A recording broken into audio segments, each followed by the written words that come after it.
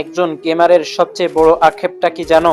যখন সে হঠাৎ ফিল করে সে আর আগের মতো গেম প্লে করতে পারছে না। এক সময় একটা স্কোয়াড ওয়াইপ আউট করা তার কাছে ছিল নর্মাল ব্যাপার, আর এখন দুইটা এনিমি সামলাতেই কষ্ট হয়ে যায়। পুরনো হাইলাইট গুলো স্ক্রিনে ভেসে উঠলে নিজেরই বিশ্বাস হতে চায় না। এই নিখুঁত শট, এই ফাস্ট রিফ্লেক্স, এই কনফিডেন্স, সত্যিই কি এগুলো তারই ছিল? যারা এক সময় তাকে দেখে ভয় পেত, আজ তাদের কাছে নক হওয়াটা ভেতরে ভেতরে কেমন লাগে এটা শুধু সেই জানে। কিন্তু গল্পটা এখানেই শেষ না। মনে রেখো, ফর্ম সাময়িক হতে পারে কিন্তু ক্লাস চিরস্থায়ী। রিফ্লেক্স একটু কমেছে বলে কি তুমি লড়াই ছেড়ে দেবে? বাঘ যখন 2 পা পিছিয়ে যায় সে ভয় পায় না, বরং সে বড় একটা লাফের প্রস্তুতি নেয়। হয়তো আগের মতো স্পিড নেই, কিন্তু এখন তোমার কাছে আছে বছরের পর বছরের অভিজ্ঞতা। হয়তো আঙুল একটু ধীর, কিন্তু তোমার মাথার স্ট্র্যাটেজি আগের চেয়েও ধারালো। শূন্য থেকে শুরু করা লজ্জার কিছু না, বরং শূন্য থেকে ফিরে আসাটাই আসল বীরত্বের পরিচয়। তাই প্রস্তুত হও, কারণ এইবার যে ফিরে আসবে সে আগের চেয়েও শান্ত, আগের চেয়েও স্মার্ট,